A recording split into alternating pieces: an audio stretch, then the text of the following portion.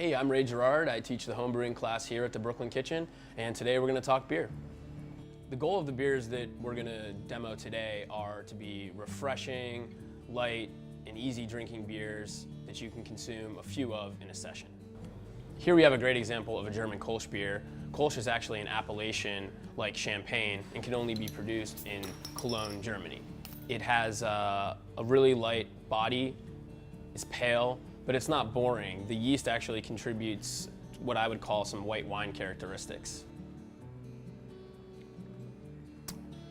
Reisdorf Kolsch, great summer sipper, really refreshing, good level of carbonation, really light, but actually still has some flavor kicking around in there from the Kolsch yeast, which is fermented almost at lager temperatures to give a really clean flavor and not get as fruity as some ales. Another favorite style of mine is Saison, which is produced in Belgium and France. A great example that's produced here in the US is Pretty Things Jack d'Or Saison, which uses a typical Saison yeast, yet it's finished with American hops that are grown in the Pacific Northwest. This beer focuses on Amarillo, which has really nice citrus and fruit complexity.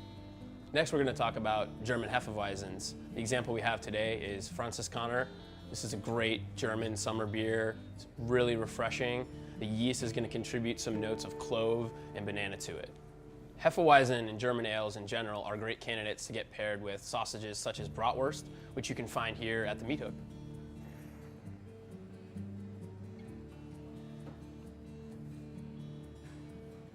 So that's the Franziskaner Hefeweizen, super effervescent, dry, creamy mouthfeel. Definitely got some of that clove and banana character that really goes along with the yeast that's used to make Hefeweizen.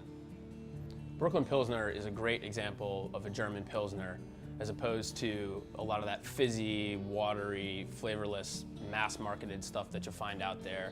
This is a great beer that's made here in the US that has serious German roots.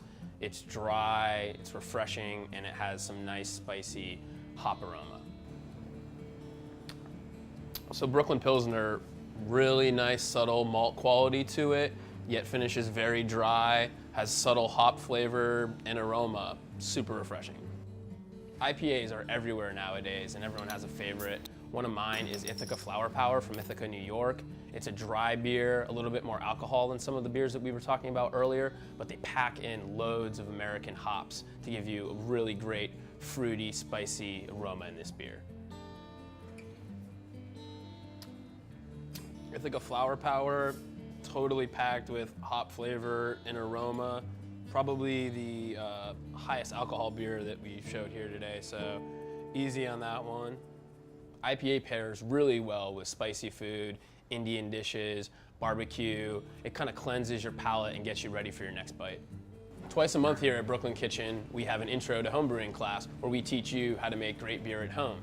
It's a demo class where we make a batch of beer, bottle the batch of beer from the last class, and you get to take that home, let it carbonate, and enjoy it. Upstairs at Brooklyn Kitchen, you'll find all our homebrewing ingredients and equipment. We have a full line of liquid and dry yeast, pellet and whole leaf hops, as well as bulk grains for base, and a full line of specialty malts. So what we have here is an in-house made Belgian wit beer, which is a great summer beer. It's one of my favorites. My mom loves it. I always brew a batch on Mother's Day and try to bring it home for her. It's comprised of wheat malt, German Pilsner malt, and really small hop additions. And then at the end, we add fresh orange zest and coriander to give it a great aroma. Thanks for hanging out and learning more about summer beer styles with me. For more information on our store and the classes, check out thebrooklynkitchen.com. Have a great summer. Cheers.